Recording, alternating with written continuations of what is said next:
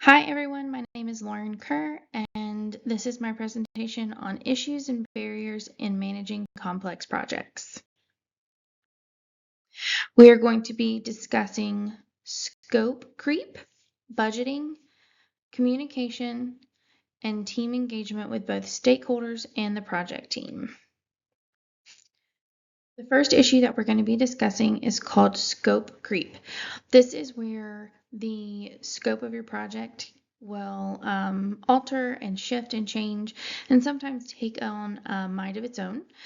The diagram to the right shows that the best steps for managing this are to identify your scope, then monitor and make sure that your scope is being maintained, and then manage any additional pieces that tend to come up.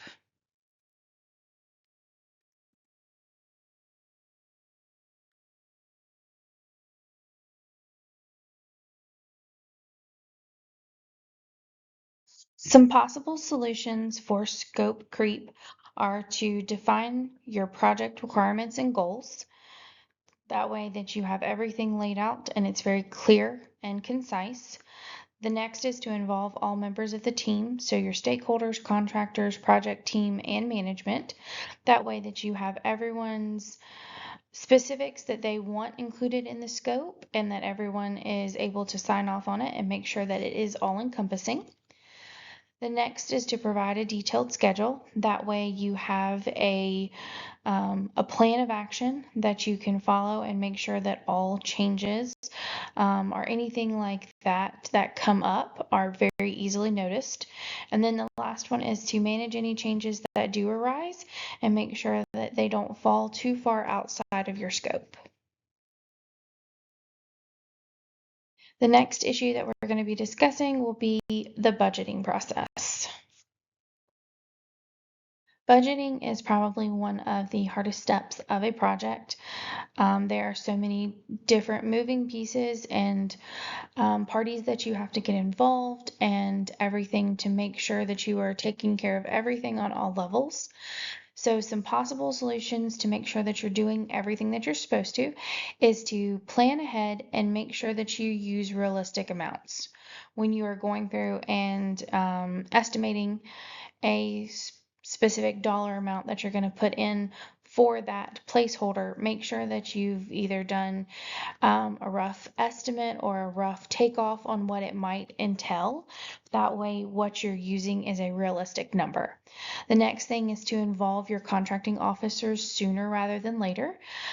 These individuals are ones that will help you maintain the integrity of any regulations or things like that that the state or the federal level may have. The next option is to monitor everything daily.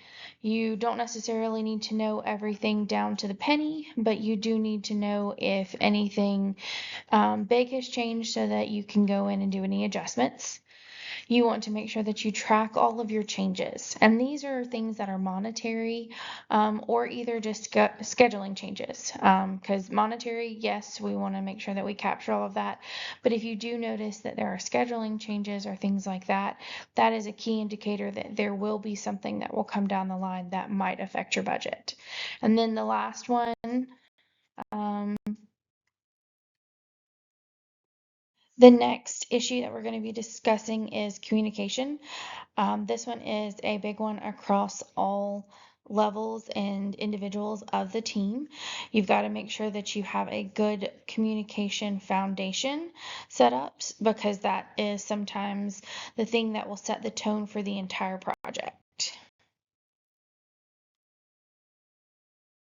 Some possible solutions to help maintain a clear communication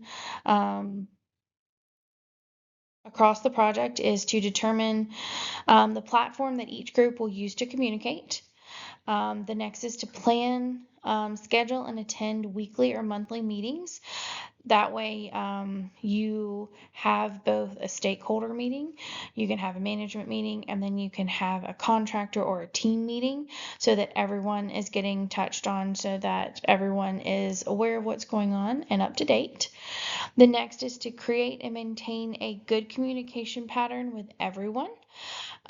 This could be determining that you're going to communicate with your stakeholders only via email once a week and let them know what's going on.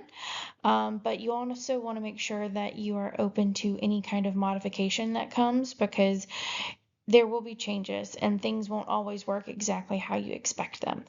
And then the last thing is to create a good communication plan so that everyone can receive it and know where they're supposed to go to look, or who they need to go reach out to for specific things. The last one that we're going to talk about is team engagement. This is going to be on the stakeholder level and with the team. You want to make sure that everyone is aware of what's going on and you've built good relationships and good rapport. That way there won't be any lag in communication or anything like that. So some possible solutions to help team engagement are to make sure that all goals, changes, and milestones are clearly defined, and that everyone can find where those changes happened and who made those changes. The next one is to monitor progress and to encourage open communication with all parties.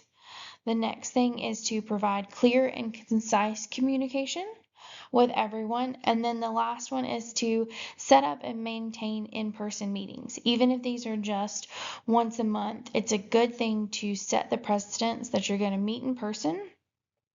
That way you see everyone and get to gauge their attitudes and how they are receiving the information that you're sending.